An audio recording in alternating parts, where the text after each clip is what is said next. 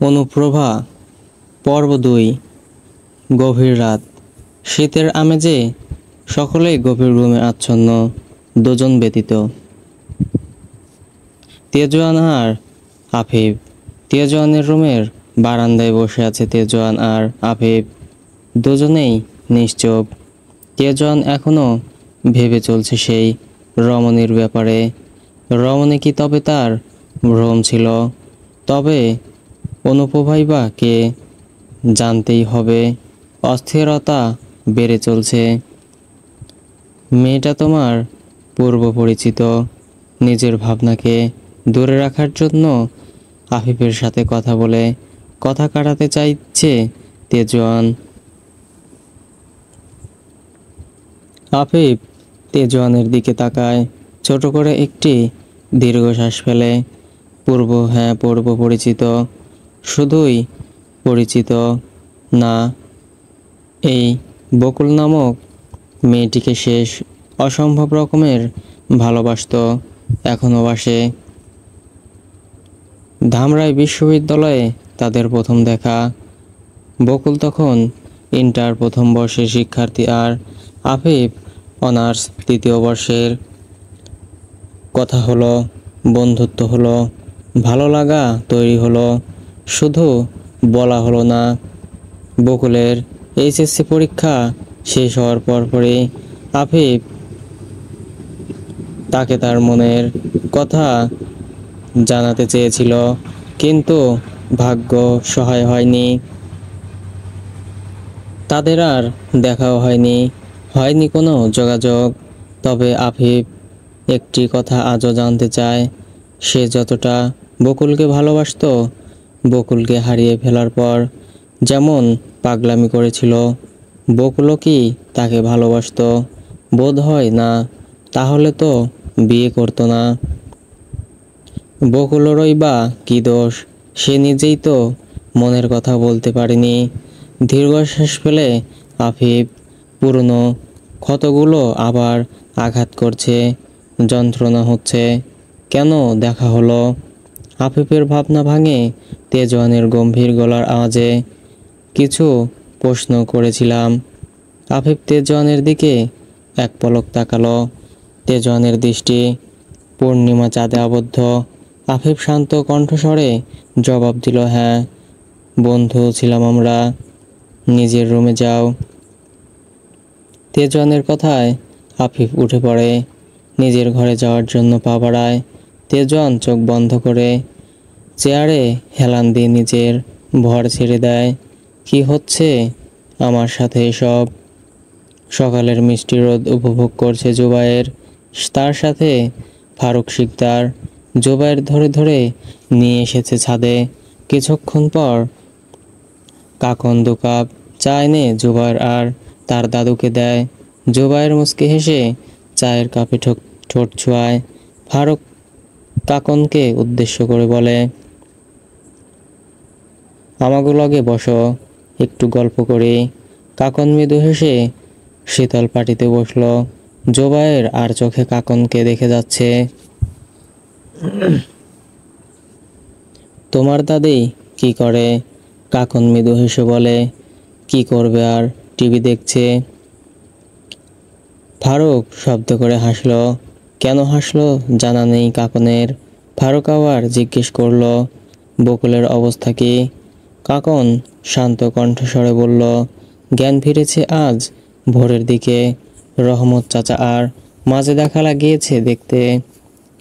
জুবায়ের চায়ের কাপটা নিচে রাখল, কাকনের দিকে তাকিয়ে শান্ত কণ্ঠস্বরে বলল, আপনাকে দেখে চিন্তিত মনে হচ্ছে।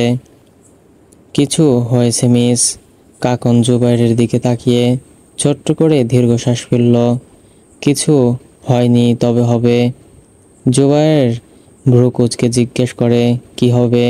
কাকন অসহায় মুখ করে বলে, সামনে পরীক্ষা, আমার পড়াশোনা কিছুই হয়নি, ফেল না করলেই বাঁচি। ফারুক শব্দ করে হেসে বলল, এই একটা জিনিসেই তুমি অপারগ, চিন্তা কইরো না, পাশ হইবা। জুবায়ের থতমত মুখ করে কাকনের দিকেই তাকিয়ে আছে। এই মেয়ে পড়াশোনায় খারাপ, মানতে কষ্ট হচ্ছে। জুবাইর কপাল কুঁচকে জিজ্ঞেস করলো, আপনি কিসে পড়েন? কাকন জুবাইরের দিকে তাকিয়ে বলে, অনার্স ফাইনাল, বাংলা বিভাগ থেকে। জুবাইর অবাক হয়, এই মেয়েকে দেখলে একদম বাচ্চা বাচ্চা লাগে। মনে মনে একটু হাসলো জুবাইর। তা পরীক্ষা কবে? কাকন বিরক্ত নিয়ে বলল, সামনের মাসের 12 তারিখ। কাকনের কথার মাঝে বিরক্তিটা স্পষ্ট। তার মানে এই মেয়ে সত্যি পড়াশোনা পছন্দ করে না। যাক, একটা দুর্বল দিক তো পাওয়া গেল। এমন সময় হাঁপাতে হাঁপাতে দৌড়ে এলো পলাশ। আপা, নিচে চলো। কাকন দ্রুত উঠে দাঁড়ায়, চিন্তিত কণ্ঠে জিজ্ঞেস করে, কি হয়েছে? তুই এভাবে হাঁপাচ্ছিস কেন? পলাশ নিজেকে স্বাভাবিক করে বলে, বকুল আপার অবস্থা আরও খারাপ হয়েছে, এখনই হাসপাতালে যাইতে হইব। কাকন আর দাঁড়ালো না, দৌড়ে নিচে চলে গেল। জুবাইর চাইলেও যেতে পারবে না।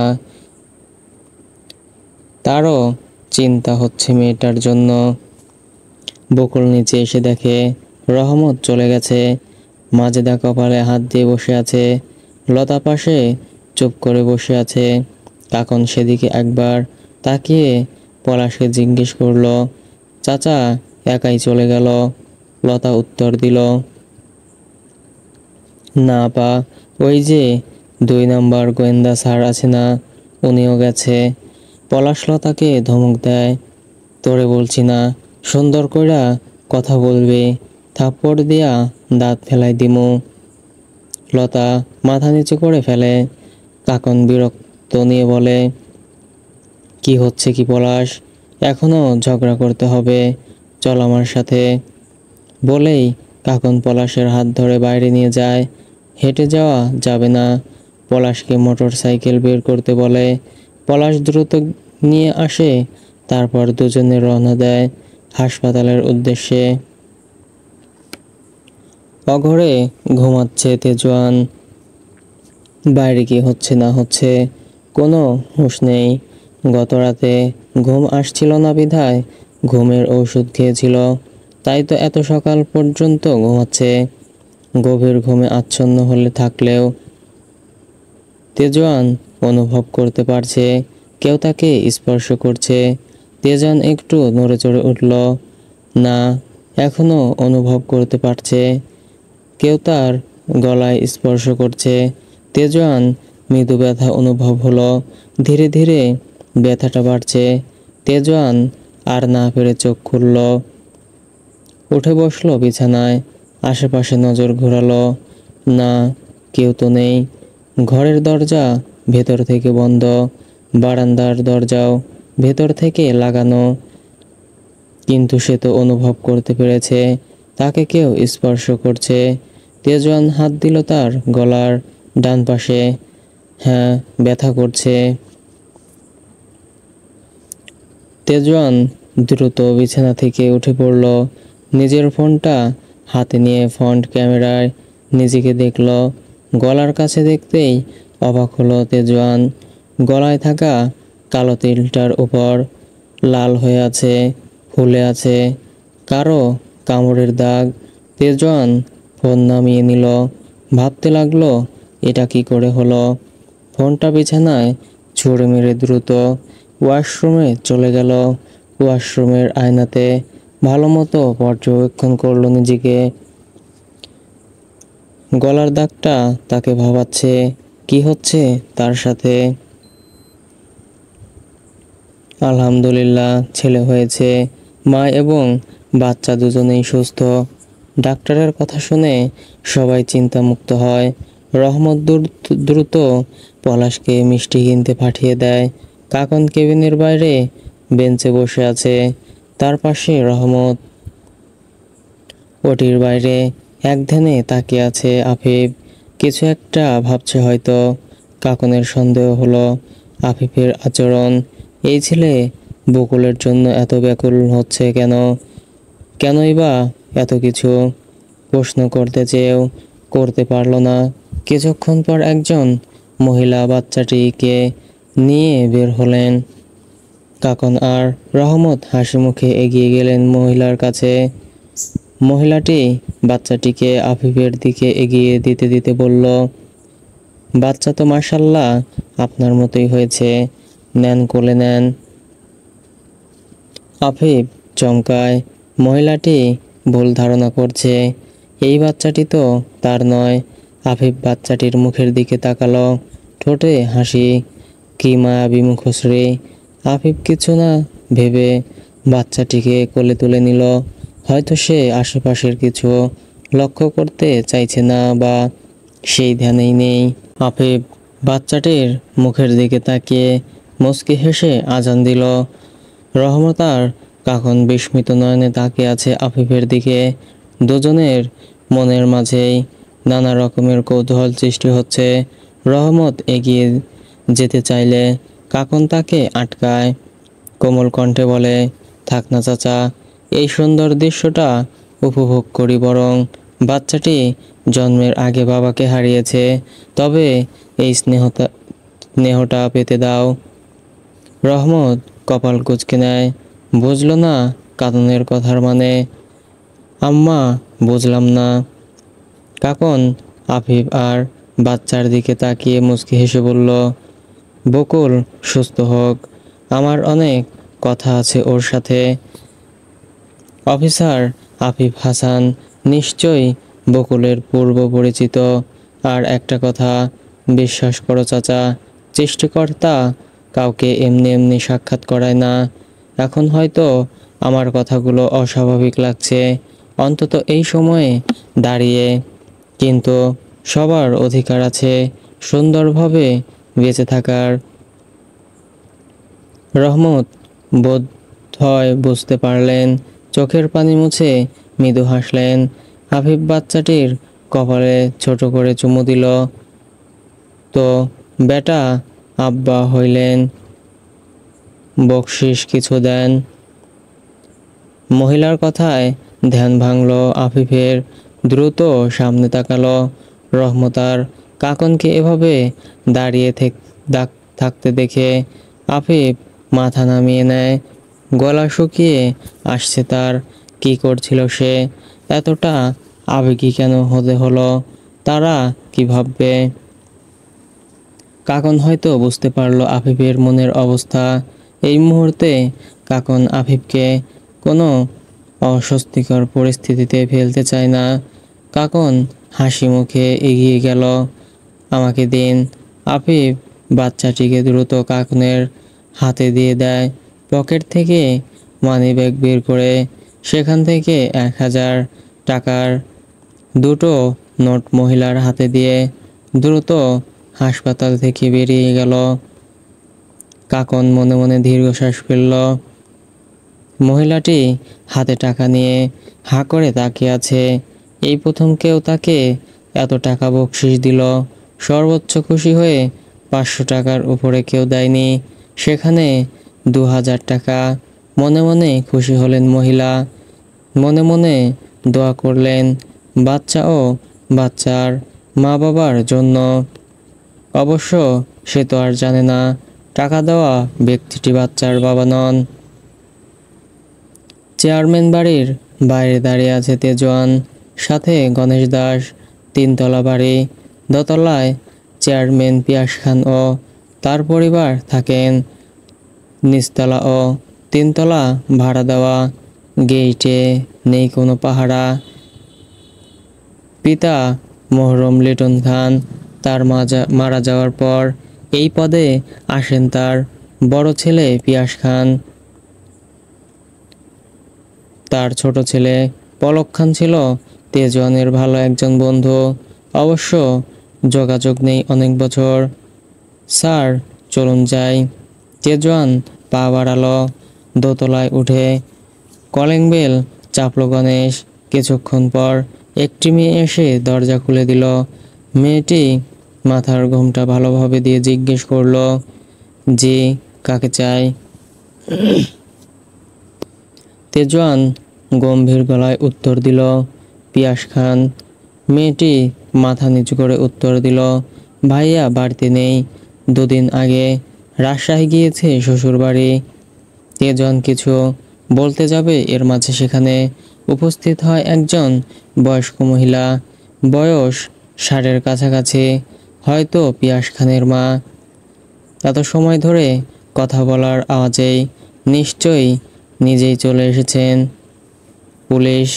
কি হয়েছে হঠাৎ আমাদের বাড়িতে? আমার ছেলে বাড়িতে নাই।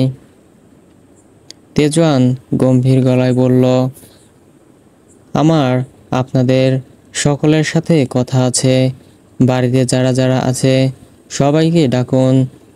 মহিলাটি কৌতূহল নিয়ে তাকিয়ে আছে তেজওয়ানের দিকে।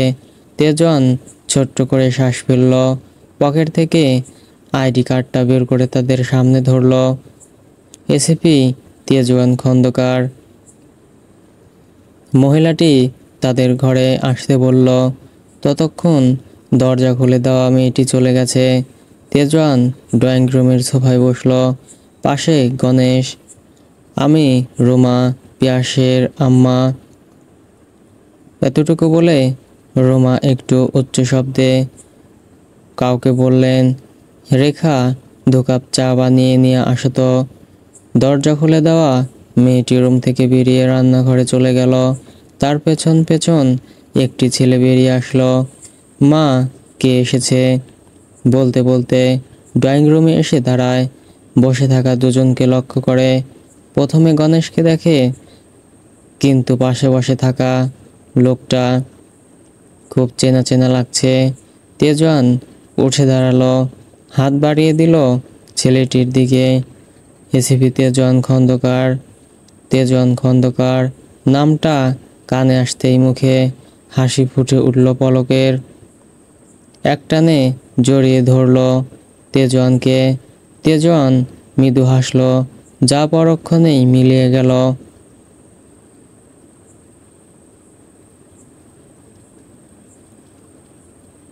তুই তাও আবার আমার বাড়িতে? What a coincident ব্রদ।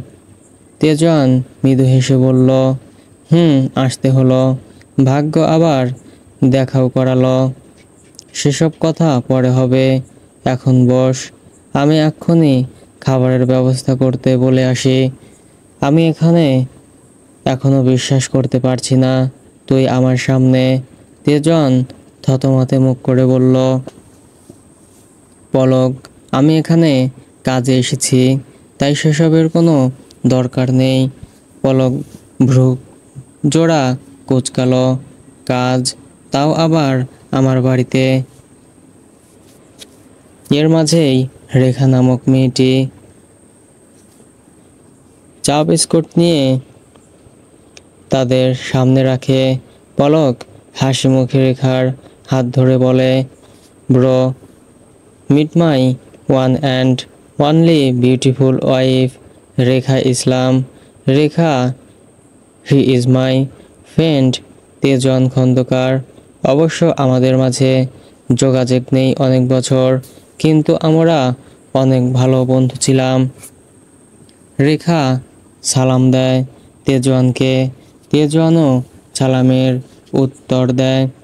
এরপর সে কণ্ঠে গভীরতা এনে বলল, আন্টি আর পলক, তোরা বস, আমি যত তাড়াতাড়ি সম্ভব কথা বলে শেষ করতে চাইছি, আমার আরও কাজ আছে। রেখা চলে গেল রান্নাঘরে। পলক আর তার মা সামনে বসলো। তেজওয়ান কোনো বাড়তি কথা না বলে সরাসরি কাজের কথায় আসলো। লিটন খানকে আজকে থেকে 3 বছর আগে নৃশংসভাবে খুন করা হয়েছিল। এই কেসটা উইথড্র করার কারণ কী ছিল? লিটনের খুনের বিষয়টা উঠতেই রুমা কিছুটা ভড়কে গেলেন। তার চোখে মুখে ভয়ের ছাপ স্পষ্ট। তেজওয়ান তা ভালোভাবেই লক্ষ্য করল।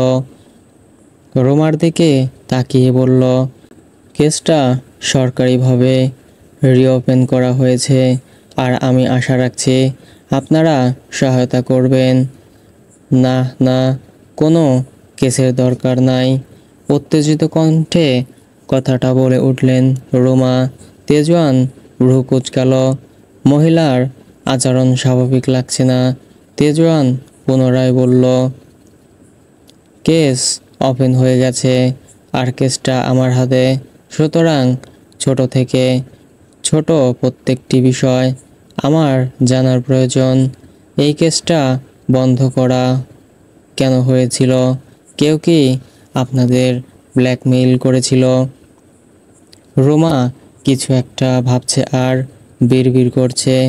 পলক উত্তর দিল, বাবার খুনের বিষয় নিয়ে আমিও হতাশ। আসলে খুনটা অস্বাভাবিক হলেও প্রমাণ পাওয়া যায়নি। আর কেস চলাকালীন সময়ে মা কেসটা তুলে নিয়েছে। আমরা জিজ্ঞেস করলেও কিছু বলেনি। শুধু বলতো এটা নাকি কর্মফল। এই বিষয়ে কিছু জিজ্ঞেস করলেই মা এরকম ভয়ে জড়সড় হয়ে যেত। তাই একটা সময় পরে আমরাও আর কিছু বলিনি এই নিয়ে।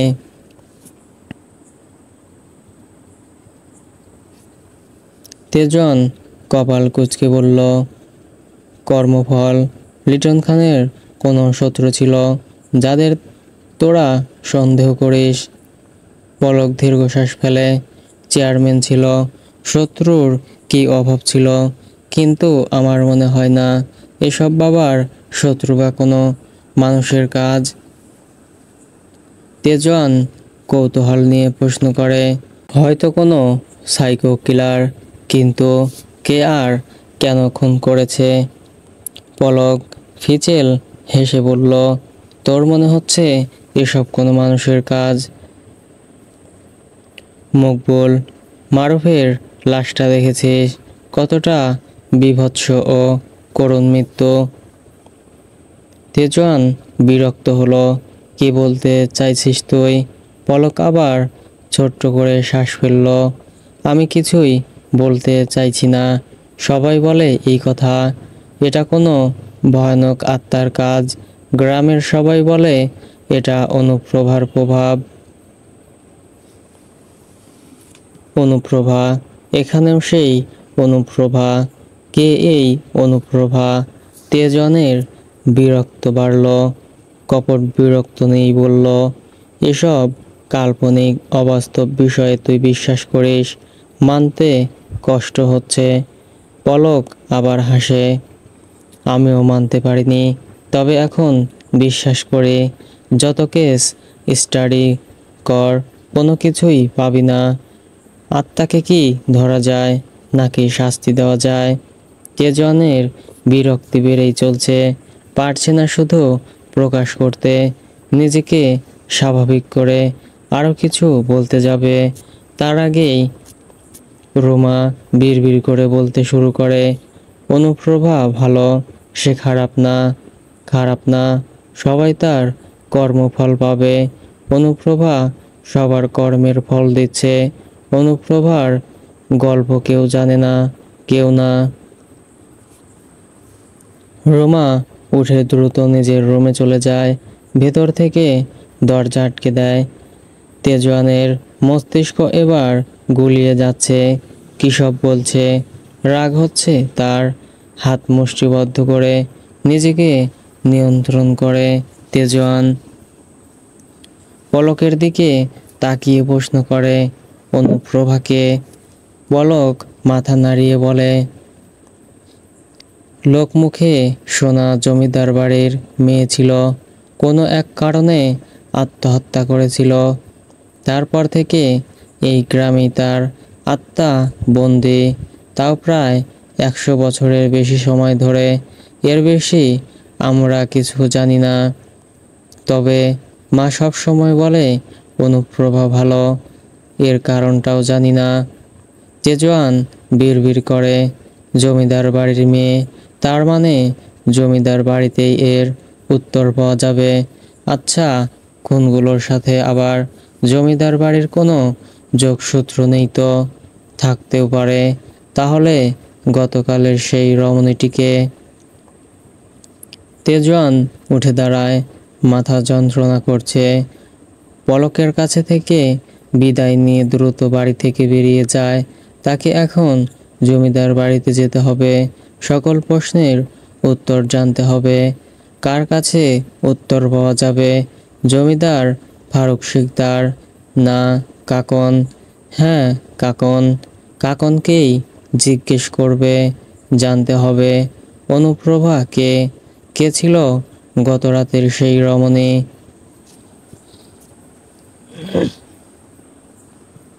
শুনছেন চেনা পরিচিত নারী কণ্ঠ কানে আসতেই পেছন ফিরে তাকায় জুবায়ের। মুচকি হাসি ঠোঁটে ফুটিয়ে জবাব দেয়, হ্যাঁ, আসুন ভেতরে। কাকন কিছুটা অস্বস্তি নিয়েই জুবায়েরের রুমে প্রবেশ করে। সদ্য গোসল করে আসা জুবায়েরের পরনে শুধু একটি 3/4 প্যান্ট। জুবায়ের দ্রুত আলমারি থেকে একটি টি-শার্ট বের করে পরে নিল। কাকনের কাছে এসে মুচকি হেসে জিজ্ঞেস করলো, কিছু বলবেন? হঠাৎ আমার কাছে আসা? কাকন তীক্ষ্ণ দৃষ্টিতে জুবায়েরের চোখের দিকে তাকায়, পরক্ষণেই চোখ নামিয়ে নেয়। তেমন কিছু না, শুনেছি আপনি পড়াশোনায় খুব ভালো, তাই ভাবলাম এই বিষয়ে যদি আপনার কাছ থেকে কোনো সাহায্য পাওয়া যায়। জুবায়ের মনে মনে হাসল। রমণী কি তবে তার ডাকে সাড়া দিচ্ছে? কী সব ভাবছে সে? তা কেমন সাহায্য প্রয়োজন আপনার? আপনাকে সাহায্য করতে পারলে আমি ধন্য হব। কাকন কোমল কণ্ঠে বলল, পড়ার কোনো রুটিন নেই, আজ বছর হয়েছে বই ছুঁয়ে দেখিনি। জুবায়ের বুঝল জমিদার কন্যার কি চায়। জুবায়ের হাসি মুখে বলল, আমি রুটিন বানিয়ে দেব, রাতে তৈরি করি, এখন খুব খিদে পেয়েছে। কাকন মাথা নাড়ায়, শান্ত কণ্ঠে বলে, চলুন খেয়ে নিন। এমন সময় জুবায়েরের ফোনে রিং বেজে উঠল। ফোনটা কানে নিতেই জুবায়েরের হাসি মাখা মুখটা অন্ধকারে নিমজ্জিত হয়ে গেল। ওপাশ থেকে কে কি বলছে শোনা যাচ্ছে না, কিন্তু জুবায়েরের চুপচাপ গম্ভীর মুখ করে দাঁড়িয়ে আছে। কিছু সময় পর জুবায়ের উত্তর দিল, চিন্তা করো না, আমি দেখছি। এতটুকু বলেই ফোন কেটে দিল। কাকন ভ্রু কুঁচকে জিজ্ঞেস করে, কিছু হয়েছে? জুবায়ের কৃত্রিম হাসি ফুটিয়ে বলল, না, আপনি যান, আমি আসছি। কাকন এখনো দাঁড়িয়ে আছে। জুবায়েরের মুখ দেখেই বোঝা যাচ্ছে কিছু একটা হয়েছে। কাকনকে এভাবে তাকিয়ে থাকতে দেখে জুবায়ের ছোট্ট করে দীর্ঘশ্বাস ফেলে বলে, চলুন, আমি যাচ্ছি।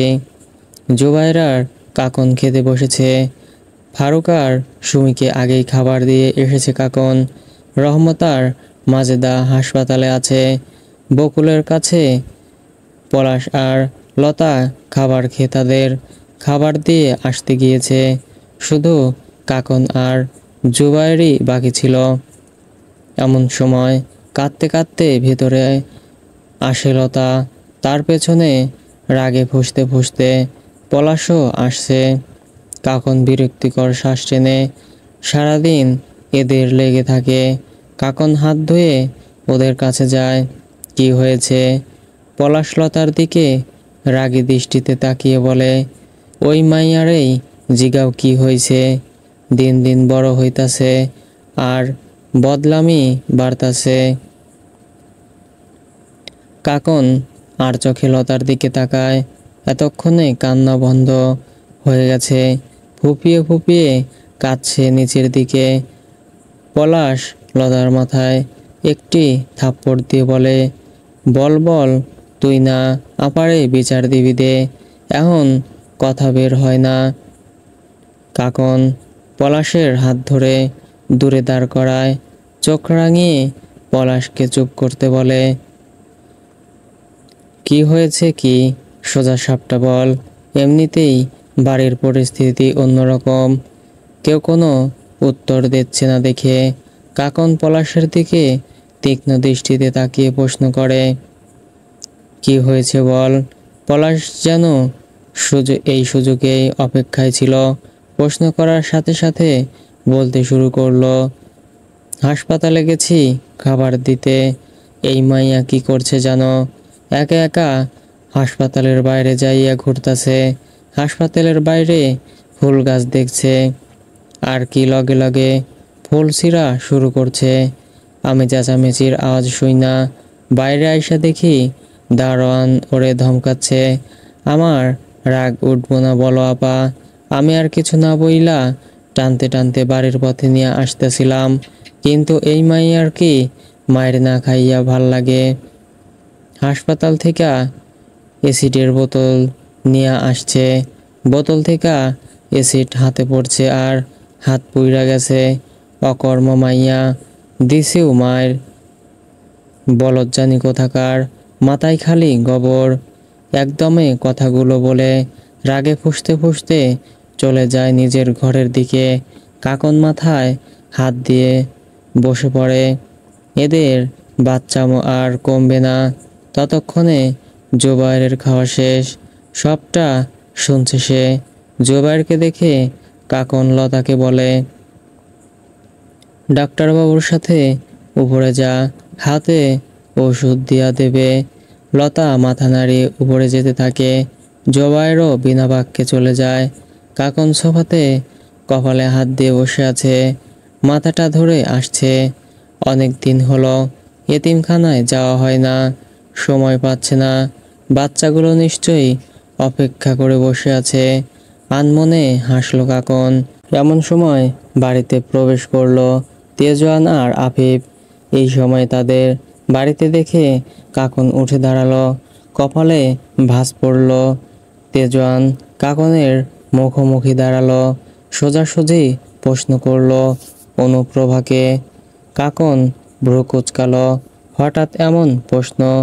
তেজওয়ান গম্ভীর এবং শান্ত কণ্ঠস্বরে বলল, আমি জানি সব প্রশ্নের উত্তর আপনার কাছে পাবো, তাই আশা।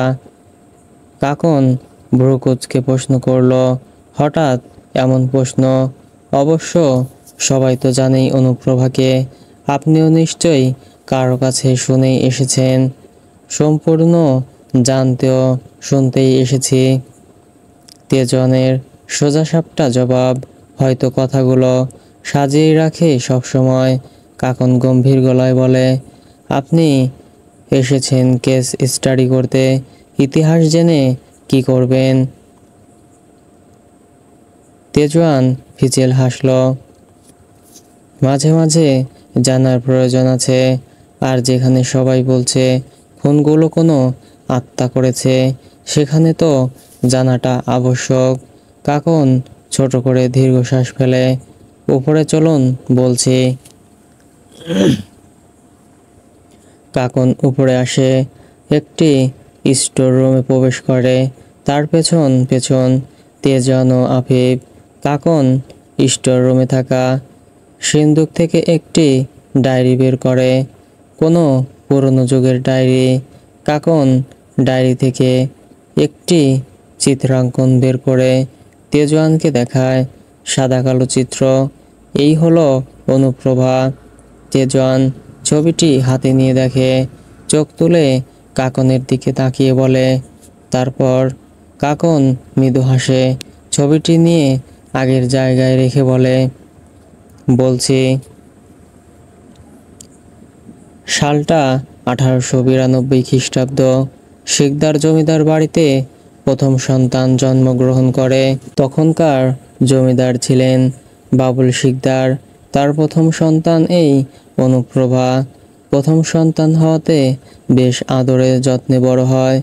জমিদার বাবুল মেয়ের নাম রাখে অনুপ্রভা, কারণ তিনি ছিলেন অসম্ভব সৌন্দর্যের অধিকারী, ঠিক যেন প্রভাতে ফুটে থাকা কোনো পুষ্প। তাই তার নাম রাখা হয় অনুপ্রভা। তার কিছু বছর পর জমিদার বাড়িতে আবার আনন্দের উৎসব লাগে। তাদের দ্বিতীয় সন্তান পৃথিবীতে আসেন। তার নাম রাখা হয় ফজলুর শিকদার। অনুপ্রভার অতিরিক্ত হৃদয় শীতল করা সৌন্দর্য মুগ্ধ হতো যে কেউ, তবে সবার সামনে তিনি আসতেন না। দিনটা ছিল বৈশাখের শুরু। পিতা বাবুলের কাছে আবদার করে তিনি মামা বাড়ি যাবেন। হাতে কাজ থাকায় তিনি নিজে যেতে পারবেন না, তাই লেঠেল দিয়ে অনুপ্রভাকে পাঠানো হয়। তখন তার বয়স 17। মামা বাড়ি যাওয়ার রাস্তায় একটা পর্যায়ে ছিল ঘন জঙ্গল। অনুপ্রভা ছিলেন ঘোড়ার গাড়িতে। হঠাৎ গাড়ি থেমে গেল। অনেকটা সময় পেরিয়ে যাওয়ার পরে গাড়ি সামনে এগোচ্ছে না দেখে পর্দা সরিয়ে বাইরে তাকায়। তারা ডাকাতদের কবলে পড়েছে। ডাকাতরা অনুপ্রভাকে দেখে নিজেদের লালসা সামলাতে পারেনি। ডাকাতরা মোট 12 জন ছিল। সবাই মিলে অনুপ্রভাকে ধর্ষণ করে। তাদের মাঝে দুজনকে অনুপ্রভা ভালোভাবে চিনত। একজন ছিল তাদের গ্রামের উকিল, যার সাথে বাবুলের ভালো সম্পর্ক ছিল, আর অপরজন ছিল তার রক্ষী। ভাগ্যক্রমে অনুপ্রভা বেঁচে ফিরে। প্রায় মাসখানেক সময় লাগে সেরে উঠতে। তবে মানসিকভাবে অনুপ্রভা অসুস্থ হয়ে পড়েছিল। একদিন সেই উকিল, রক্ষী আর যারা শিখি অনুপ্রভার সমস্ত কিছু ছিনিয়ে নিয়েছিল। একের পর এক সবার নৃশংস লাশ পাওয়া যায়, তবে পাওয়া যায় না কোনো প্রমাণ। দিনটা ছিল 23শে মার্চ 1910 খ্রিস্টাব্দ। অনুপ্রভার জন্মদিন। অনুপ্রভার জন্য আলাদা একটি বাড়ি বা মহল তৈরি করেছিলেন বাবুল শিকদার। বাড়ির নাম ছিল অনুপ্রভা গৃহ। সেখানেই অনুপ্রভা তার দাসীদের নিয়ে থাকতেন। সেদিন তিনি আত্মহত্যা করেন তার গৃহে, তার কক্ষে। একটি ডায়েরিতে তিনি সব কিছু লিখে গিয়েছিলেন, আর তার হাতে ছিল একটি চিঠি, যেখানে লেখা ছিল, আমার মৃত্যুর পর এই অনুপ্রভা গৃহবন্ধুই থাকবে, কেউ যেন এই গৃহে প্রবেশ না করে। অনুপ্রভা সকলের কর্মফলের শাস্তি দেবে। মেয়ের কথা মতো সেদিনই এই গৃহে তালা লাগানো হয়, আর খোলা হয়নি। এই তো, এই পর্যন্তই। কাকন থামল। তেজোয়ান মনোযোগ দিয়ে সবটা শুনছিল। তেজোয়ানের বিশ্বাস, কেউ অনুপ্রভার নাম ব্যবহার করে এই খুনগুলো করছে, কিন্তু কে আর কেনই বা? তার মানে খুনগুলো অনুপ্রভা করেছে? আফিফ প্রশ্ন করে কাকনকে। কাকন ফিচেল হাসে। হয়তো বা হয়তো না। তেজন প্রশ্ন করে, মানলাম খুনগুলো অনুপ্রভা নামক আত্মা করেছে, কিন্তু তার কথা অনুযায়ী খারাপ মানুষের শাস্তি দেবার কথা। তাহলে এই 7টা খুন কেন? আর এর আগে তো কোনো খুন হয়নি। অদ্ভুত না? কাকন শব্দ করে হাসল। অফিসার, কে কি পাপ করেছে সে তো বাইরে থেকে দেখা যায় না। আপনি বরং আগে খুন হওয়া ব্যক্তিগুলোর সম্পর্কে জানুন, তারপর না হয় খুনির পিছু নিয়েন, সে আত্মা হোক বা মানুষ। হ্যাঁ, তা তো অবশ্যই। তা অনুপ্রভার গৃহটা কোথায়? কাকন সিন্দুকটা বন্ধ করতে করতে বলে, বাড়ির পেছনে জঙ্গল পেরিয়ে। অবশ্য আগে জঙ্গল ছিল না। 100 বছরের বেশি সময় ধরে যাওয়া হয় না, খোলা হয় না বাড়ির গেট। হয়তো এমন সবুজের সৃষ্টি, পরিত্যক্ত অবস্থা। তেজওয়ান কাকনের দিকে তাকিয়ে বলে, বাড়িটা দেখার খুব ইচ্ছে জাগছে। কাকন মৃদু হেসে বলল, বাইরে থেকে দেখতে পারেন, তবে এই গেট খুলবে না। আমরা কথার খেলাপ করি না। তেজওয়ান গম্ভীর কণ্ঠস্বরে বলল, একদিন না হয় বাইরে থেকেই দেখব। আসছি। তেজওয়ান আর আফিফ চলে যায়। কাকন স্টোর রুমের দরজা বন্ধ করে দীর্ঘশ্বাস ফেলে। এই এলোমেলো জীবন আর ভালো লাগে না তার। কেউ এসে যদি গুছিয়ে দিত, আসবে বা কেউ আসবে না। তার অন্ধকার জীবনে কেউ আলো জ্বালাতে আসবে না। আর না সে চায় কাউকে তার এই জীবনে জড়াতে। আমি কেন অনুপ্রভা হলাম না? কেন অর্ধনামেই আমি থেমে গেলাম? আমি কি দেখা পাবো না শান্তি নামক অনুভূতির? শীতের সন্ধ্যা, সন্ধ্যা বললে ভুল হবে, বলতে গেলে রাতের শুরু। বারান্দায় দাঁড়িয়ে এক দৃষ্টিতে ধোয়া ওঠা চায়ের কাপের দিকে তাকিয়ে আছে তেজওয়ান। গভীর মনোযোগ দিয়ে দেখছে কিছু একটা। পরনে ধবধবে সাদা রঙের পাতলা লম্বা হাতার টি শার্ট। লোকটার কি শীত করে না? নিজেকে নিজে প্রশ্ন করলো আফিফ। নিজেই উত্তর খুঁজে নিল আবার। এমন দেহে শীত স্পর্শ করতে পারবে না। সিক্স প্যাকের কামাল, আমি এক জন্মগত রোগা। থাক ভাই, এমনিতেই ঘুম হারাম। স্যারের মতো বডি বানাতে গেলে আমাকে আর খুঁজে পাওয়া যাবে না। মনে মনে কথাগুলো ভাবলো। চায়ের কাপের দিকে এরকম মনোযোগ দিয়ে তাকিয়ে থাকার মানেটা কি বুঝতে পারল না আফিফ। দক্ষিণা শীতল বাতাস স্পর্শ করছে তাদের। প্রায় ঘন্টাখানেক ধরে দাঁড়িয়ে আছে তারা। অফিসের বেশ বিরক্ত লাগলো। এমনিতেই চুপচাপ দাঁড়িয়ে আছে তেজওয়ান। মুখে একটি বাক্য পর্যন্ত নেই। এভাবে দাঁড়িয়ে থাকার কোনো মানে আছে? আফিফ তার চায়ের কাপে চুমুক দিতে দিতে বলল, স্যার এবার চলুন না ভেতরে যাই, খুব শীত করছে। তেজওয়ান তার চায়ের কাপটা হাতে নিল। চায়ের কাপে ঠোঁট ছুঁয়ে শূন্য তাকিয়ে তাকিয়ে আছে সামনের দিকে। আফিফের দিকে এক নজর তাকিয়ে বলল, তুমি যাও। আফিফের চায়ের কাপ ততক্ষণে খালি হয়ে গেছে। আফিফ কোনো কথা না বলে তার নিজের কক্ষে চলে গেল। তেজওয়ান তার হাতে থাকা কাপ ব্যালকনির রেলিংয়ে রেখে আবার কিছু একটা ভাবতে লাগলো। নানা রকম প্রশ্ন তার মাথায় ঘুরপাক খাচ্ছে। এসবের উত্তর তাকে খুব তাড়াতাড়ি বের করতে হবে, খুব তাড়াতাড়ি।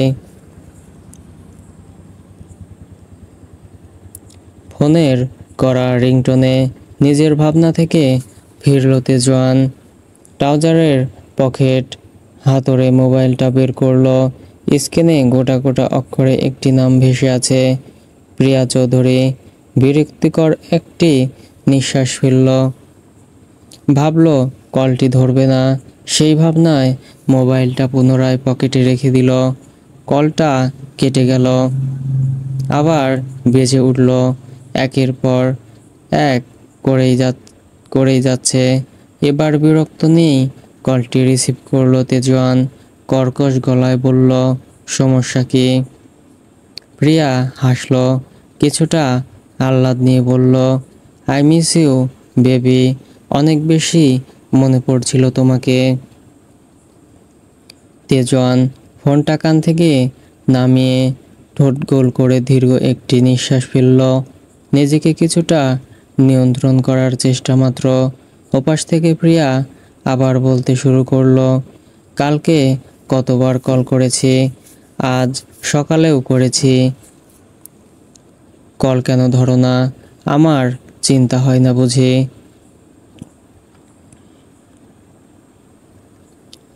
আমি সারাদিন শুয়ে বসে কাটাই না প্রিয়া, আর আমাকে যখন তখন ফোন দেওয়া বন্ধ করো। প্রিয়া একটু তেজি কণ্ঠেই বলল, তেজওয়ান, আমাদের সামনে বিয়ে হতে চলেছে, একটি সম্পর্ক তৈরি হতে যাচ্ছে আমাদের। তুমি সব সময় এভাবে কেন কথা বলো? একটা বছর ধরে এমন করছো, আমার কষ্ট হয় না? শেষের কথাগুলো একটু নরম গলায় বলল প্রিয়া। বিয়ে কে করতে বলেছে? নিজেই তো নিজের বাবাকে পাঠিয়েছিলে, তাই না? আমি তোমার প্রতি আগ্রহ নই। তোমার জন্য ভালো হবে এই বিয়েটা না করা। আর তুমি কারো বা না করো, আমি কালকেই বাবাকে বলবো আমি তোমাকে বিয়ে করব না। প্রিয়া রাগে ফুঁসছে, রেগে গর্জে উঠে বলল, আচ্ছা সত্যি করে বলো তো, তুমি ছেলে তো, তোমার কোনো সমস্যা নেই তো? অবশ্য আমি কি বলছি থাকতেই পারে, না হলে আমি কত কি করলাম, এতে তোমার কোনো ফিলিংস কাজ করে না? এখনো সময় আছে, ভালো ডাক্তার দেখাও তেজওয়ান। আর কি বললে বিয়েটা করবে? সেটা আমি করে দিচ্ছি। যে ছেলের পুরুষত্বের সমস্যা, সেই ছেলেকে আর যাই হোক ভালোবাসা যায় না। এক নাগাড়ে কথাগুলো বলে কল কেটে দিল প্রিয়া। তেজওয়ানের চল রাগে শক্ত হয়ে গেছে। এখনো মোবাইলটা কানে ধরে রেখেছে, ডান হাতটা মুষ্টিবদ্ধ। কিছুক্ষণ সময় নিল তেজওয়ান, তারপর হাতে থাকা ফোনটা ছুঁড়ে মারল মেঝেতে। মুহূর্তেই তা বিষণ্ণ রূপ ধারণ করলো। দীর্ঘ একটা শ্বাস ধরে এই মেয়ে নানা রকমভাবে তাকে হেরাস করছে। তেজনের ভাবতে কষ্ট হয়, একটা মেয়ে হয়ে এরকম কিভাবে হতে পারে প্রিয়া? নিজেকে উন্মুক্তভাবে প্রকাশ পর্যন্ত করে প্রিয়া তেজনকে আকৃষ্ট করার জন্য। সত্যি বলতে তেজনের কোনো রকম অনুভূতি কাজ করতো না এই মেয়ের প্রতি, কিন্তু প্রিয়ার এসব নোংরা কথা মানতে পারছে না তেজওয়ান। প্রচণ্ড রাগ হচ্ছে তার, মনে মনে নিজেই নিজেকে দোষ দিল। কেন অনুভূতি কাজ করেনি? আবার নিজেই বলল কেন করবে? সে তো এই প্রিয়া নামক মেয়েটির মতো নোংরা মন মানসিকতার মানুষ নয়। তার পুরুষত্বের উপর আঙ্গুল তোলা, তার অনুভূতি আছে, সেও আকৃষ্ট হয়েছিল। এই তো গত রাতে প্রবল বর্ষণে গা ভেজানো লতানো দেহ দৃষ্টির সামনে আসতেই অনুভূতিগুলো মাথাচাড়া দিয়ে উঠেছিল। উন্মুক্ত কোমরের কালো তিলটাকে একটিবার ছুঁয়ে দেখার প্রবণতা দেখা দিয়েছিল। বৃষ্টির পানিতে ভেজা চুলের ভাঁজে নাক ডুবিয়ে দেওয়ার ইচ্ছে জেগেছিল। শুধু ইচ্ছে জেগেছিল না, কোনো এক অদ্ভুত নেশা গ্রাস করে নিয়েছিল তাকে। নিঃশ্বাস আটকে আসছিল, অস্থিরতা উত্তেজনায় নিজেকে পাগলের মতো করে মনে হচ্ছিল। ঘুম কেড়ে নিয়েছিল সেই রমণী। কে সেই রমণী? সত্যি নাকি মোহ? Maybe maybe অনুপ্রভা। ঠোঁটে কিঞ্চিত হাসি ফুটল তেজওয়ানের। এই হাসিতে মুগ্ধতা নয়, বরং রহস্য। ঘাড় কাত করে অদ্ভুতভাবে হাসল তেজওয়ান, জিহ্বা দিয়ে গাল ঠেলে ঘাড় কাত করেই বাঁকা হাসল। বিড়বিড় করল, অক্রেড, yes you R my অক্রেড, I mad at you, your smell is so good orchid, my orchid. অদ্ভুতভাবে আবার হাসল তেজওয়ান, বিড়বিড় করে বেশ কয়েকবার নাম জপল, অর্কিড, অর্কিড, অর্কিড। অশান্ত সায়রে প্রেমের প্রহরে শান্ত পথে দেখা, দগ্ধ হৃদয়ে সন্ধি মিলাবো যদি দাও তুমি ধরা। রাত্রি প্রভাতে আলোকিত চাঁদ, অব্যক্ত কিছু কথা। এবার তুমি সামনে এলে ভাসাবো প্রেমের খেয়া। ছাদের রেলিংয়ে পা দুলিয়ে বসে আছে জুবায়ের, মনের মাঝে জল পাকানো ছন্দগুলো বের করছে। সে কি কবি হয়ে গেল? আনমনে হাসলো জুবায়ের। হাসিটা বেশিক্ষণ স্থায়ী হলো না। নারী কণ্ঠ কানে আসতেই পেছনে তাকায়। ভালো ছন্দ বলতে পারেন আপনি। জুবায়ের মৃদু হাসলো, আবার সামনের দিকে তাকিয়ে দৃষ্টি রাখলো। কাকন পাশে এসে দাঁড়ালো। এখানে বসে আছেন যে ডাক্তারবাবু, খাবেন না? খাওয়া দাওয়ার বিষয়টা না থাকলেই বোধহয় ভালো হতো। তাহলে আপনাকে আর বিরক্তিকর পরিস্থিতিতে পড়তে হতো না, তাই না? কথার পিঠে জুবায়ের এমন কথা শুনে কাকন কিছু না বুঝেই ভ্রু জোড়া কুঁচকে নেয়। মানে? জুবায়ের সামনের দিকে দৃষ্টি রেখেই বলল, না তেমন কিছু না। এমনিতে তো সারাদিন আশেপাশে আসেন না, শুধু এই খাবার খাওয়ার জন্য ডাকতেই আসেন। আমাকে যে আপনার বিরক্ত লাগে তা কিন্তু আমি জানি মিস, কিন্তু আমার কিছু করার নেই। আমি যেতেই কথা বলবো, সে আপনি বিরক্ত হন বা না হন। কথাগুলো বলে সামান্য হাসলো জুবায়ের। হাসতে পারল না কাকন। জুবায়ের কথাগুলো তার বুকে তীরের মতো এসে বেঁধেছে।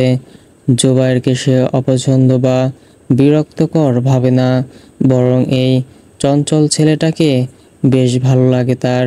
কিন্তু এ ভালো লাগা কিসের জানা নেই তার, আর জানতেও চায় না। সে কারো সাথেই স্বাভাবিক হতে পারে না, হয়তো হতে চায় না। হয়তো জুবায়ের সাথে কিছুক্ষণ কথা বলা ইচ্ছে জাগলেও নিজেকে আটকে দেয়। কখনো ইচ্ছাটাকে বের হতে দিলেও কি কথা বলবে খুঁজে পায় না।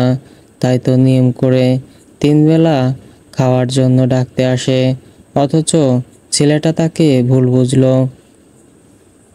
কাকন চমকায়। কি ভাবছিল সেই সব? না না, এতটা ইচ্ছেকে ছাড় দেওয়া যাবে না, যাবে না। যার যা ইচ্ছা ভাবুক, তার কি? সে কোনো কেন কথা বলবে? কি হয় তার? কেউ না। এসব ভালো লাগা তার কাছে মূল্যহীন। এইসব অনুভূতিকে একটু প্রশ্রয় দিলে এরা করতে শুরু করে। এসব অনুভূতি তার জন্য না, তার জন্য না। কাকনের চোখে মুখে নেমে আসে গম্ভীরতা। আড়ালে ছোট্ট করে নিঃশ্বাস ফেলে অন্যদিকে মুখ করে বলল, খেতে আসুন। কাকন চলে যাওয়ার জন্য পা বাড়ায়, থেমে যায় জুবায়ের কথা শুনে। খাবো না, এটা নিয়ে যান। জুবায়ের দিকে তাকাতেই দেখে সে ট্রাউজারের পকেট থেকে একটা কাগজ বের করে তার দিকে এগিয়ে দিল। কাকন কৌতূহল নিয়ে কাগজটা হাতে নিয়ে দ্রুত ভাঁজ খুলল। পড়াশোনা থেকে খাওয়া দাওয়া, টাইম টু টাইম ছক করে দেওয়া ছবি রুটিন। কাকন হাসল। হাসিটা দেখল না জুবায়ের। অনেক আগেই মুখ ঘুরিয়ে নিয়েছে সে। কাকন কাগজটা ভাঁজ করে পেছন থেকে বলল, খেতে আসুন, আমি অপেক্ষা করছি। কাকন চলে গেল। জুবায়ের দীর্ঘশ্বাস ফেলল। কি করছে সে? কেন জড়িয়ে ফেলছে এই মিথ্যা মায়ায়? এই অস্থিরতা আর মেনে নেওয়া যাচ্ছে না। ওদিকে কি করছেন? তেজওয়ান থামল, মাথা ঘুরিয়ে পেছনে তাকালো। ভ্রু কুঁচকে দাঁড়িয়ে আছে কাকন, চোখে মুখে কৌতূহল। এমনি পুকুর ঘাটে গিয়ে একটু ঘুরে দেখব ভাবছিলাম। কোনো অসুবিধা আছে? কাকন আশেপাশে চোখ বুলালো। ওই দিকে না যাওয়াই ভালো, আমরাও যাই না। ভাবছিলাম অনুপ্রভার সাথে সাক্ষাৎ করে আসি। কাকন চমকায়। কি বলছে তেজওয়ান? তেজওয়ান মৃদু হাসল। মজা করছিলাম, চলুন বাড়িতে যাওয়া যাক। কাকন আর কথা বাড়ালো না, হাঁটা ধরল। সকাল সকাল ব্যায়াম আর হাঁটাহাঁটি করা তেজওয়ানের অভ্যাস ও নিয়ম। আজও তার ব্যতিক্রম নয়। ভেবেছিল পুকুর ঘাটে ঘাট ঘুরে দেখবে, তা আর হলো কই। বাড়িতে প্রবেশ করেই তেজোয়ান তার ঘরে চলে যায়। কাকন যায় রান্নাঘরের দিকে। মাজেদা রুটি বানাচ্ছে আর লতা ভাজছে। আমাকে দে। কাকনের কথায় পাত্তা দিল না লতা, একটুও না। আমি ভাজবো, তুমি ডিম নিয়ে যাও। কাকন স্মিত হাসল।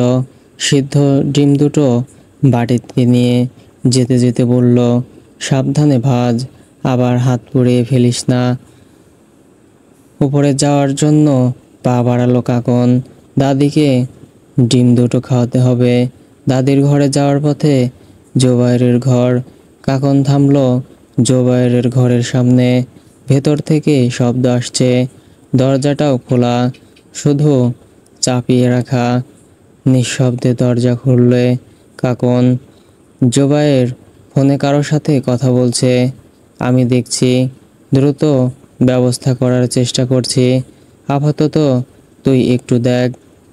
ওপাশ থেকে কি বলল শুনতে পেল না কাকন। জুবায়ের আবার বলল, না ভাই, এই মায়ের শেষ স্মৃতি। আমি যেভাবেই হোক ব্যবস্থা করছি, তুই 3 দিন অপেক্ষা কর। ওকে, একটু দে। কি হয়েছে সোনা পাখি, এত পাগলামি কেন করছিস?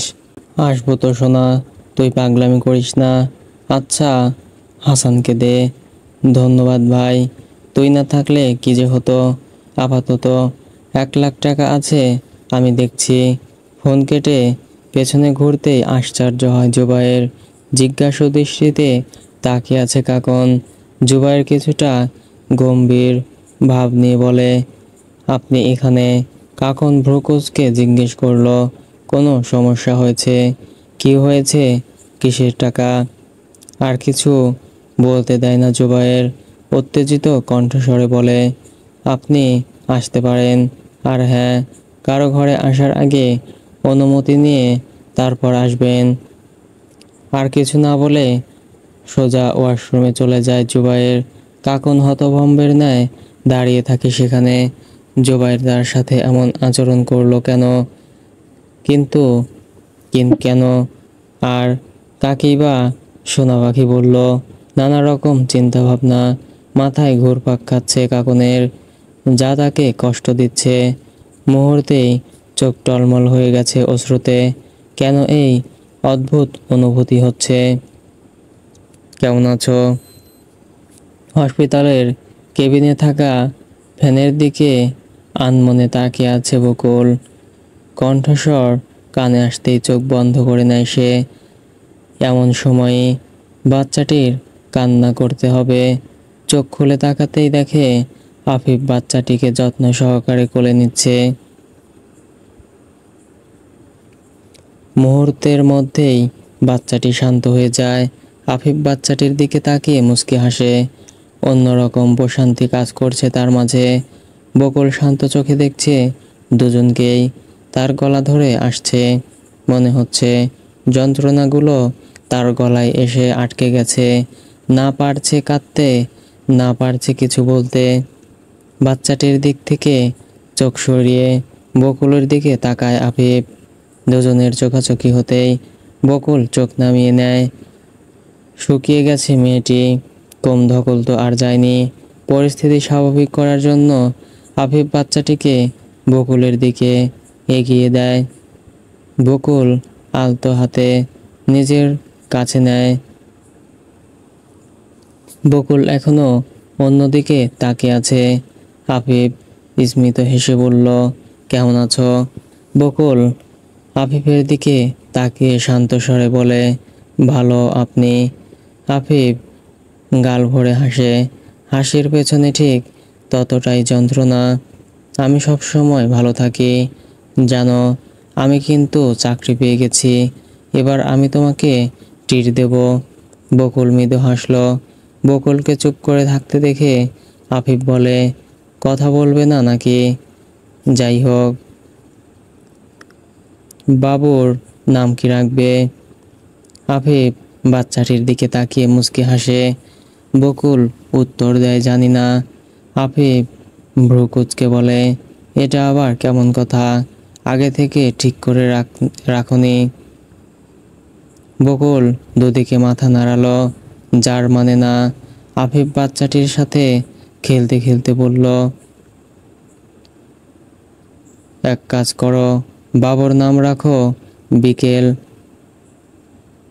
বকুলের বিকেল, বিকেলের বকুল। আফিফ হাসল। বকুল আগের মতোই শান্ত। বিকেল নামটা আপনার পছন্দ? আফিফ মৃদু হেসে বলে, ওই আর কি। বকুল বেডের হেডবোর্ডে মাথা ঠেকিয়ে চোখ বন্ধ করে নেয়। জানেন, ওর বাবা ওর নাম রাখতে চেয়েছিল প্রেম। আফিফের বুকটা মোচড় দিয়ে উঠল। প্রিয় মানুষটির মুখে অন্য কারো নাম শুনলে এমন যন্ত্রণাই হয়। বকুল আবার বলল, ভালোই হয়েছে, জানেন লোকটা মরে গেছে, না হলে আমার মতো আমার ছেলের জীবনটাও নষ্ট হতো। শব্দ করে হাসে বকুল। আফিফ চমকায়, কি ধরনের কথা বলছে বকুল? জানেন, প্রত্যেকটা দিন আমাকে মারতো, কোনো কারণ ছাড়াই মারতো। কাউকে বলতে পারতাম না কি বলবো। জানেন, আমি যখন তাকে জানালাম আমি মা হতে যাচ্ছি, সেদিনও আমাকে মেরেছিল। অনেক ব্যথা পেয়েছি, তবুও ছাড় দেয়নি। আল্লাহ ভালোই করেছে, তাই না? জানেন, সেদিন আসার পথে তিনি হুট করে রেগে গেলেন, একটা থাপ্পড় মারলেন রাস্তায় সবার সামনে। কেন মারলেন আমি জানি না। আমাকে ধাক্কা দিয়ে গাড়িতে তুললেন, কিন্তু সে আর গাড়িতে উঠতে পারলেন না। তার আগেই ট্রাক এসে তাকে পিষে ফেলল। অটোতে হালকা ধাক্কা লাগায়, আমিও পড়ে যাই। আর কিছু মনে নেই। জানেন, ওরা অনেক খারাপ। আমার শাশুড়িও আমাকে মারতো, আমার দেবরও আমার গায়ে হাত তুলতো। আল্লাহ আমাকে মুক্তি দিয়েছে। চোখ বন্ধ করে হাসছে বকুল। আফিফ পাথরের মূর্তির মতো বসে আছে। কত যন্ত্রণা সহ্য করেছে তার বকুল। আফিফের ইচ্ছে করছে শক্ত করে বকুলকে জড়িয়ে ধরতে, কিন্তু সে পারবে না। কেন সৃষ্টিকর্তা এমন করলো তাদের সাথে? আফিফ কিছু না বলে দ্রুত কেবিন থেকে বেরিয়ে গেল। আফিফ চলে যেতেই বকুল চোখ খুলল, বাচ্চাটিকে জড়িয়ে ধরে ডুকরে কেঁদে উঠল। বিড়বিড় করে বলল, কেন ভালোবাসলেন না আমাকে আফিফ ভাই? কেন? আমি তো আপনাকে খুব বেশি ভালোবাসতাম। বকুল কাঁদছে, অথচ সেও জানে না আফিফ যে তাকে কতটা ভালোবাসে। তাদের কি মিলন হবে? সৃষ্টিকর্তা কি তাদের দ্বিতীয়বার সুযোগ দেবে? আয়নার সামনে দাঁড়িয়ে নিজেকে পরখ করছে তেজোয়ান। গেঞ্জির কলার দিয়ে গলাটা ভালোভাবে ঢেকে নিল। এই দাগটা কি মানুষকে দেখানোর মতো? কেউ প্রশ্ন করলে কি বলবে? উত্তর তো তার নিজেরও জানা নেই। নিজের ঘরটাকেই ভালোভাবে একবার দেখে নিল। কোনো গুপ্ত দরজাও তো নেই। তাহলে কে আসে এই ঘরে? কে তার ঘাড়ে এই দাগ বসিয়ে যায়? অদ্ভুত।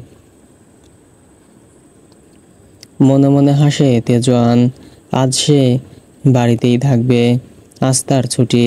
হুট করে তেজোয়ানের নজর পড়ে টেবিলের ওপরে রাখা একটি কাগজের দিকে। তেজোয়ান কাগজটি হাতে তুলে নিল। ভালো গান গাইতে পারেন আপনি। আমার জন্য বুঝি গান লিখেছেন? তা শোনাবেন কবে? খুঁজেই তো বের করতে পারছেন না গোয়েন্দাবাবু। চোর পুলিশের খেলা তো সবাই খেলে, আমি না হয় লুকোচুরি খেলি। খুঁজে পাবেন তো আমাকে, আপনার অর্কিডকে। লেখাটা পড়ে তেজোয়ান অবাক হয়। কে রেখেছে এই কাগজটা এখানে? আর গান? তার গানই বা কোথায় শুনল? অর্কিড, তার মানে কি সেই বৃষ্টি স্নাত রাত্রির আধারে নেশা ছড়ানো সেই রমণী? কে সে অনুপ্রভা?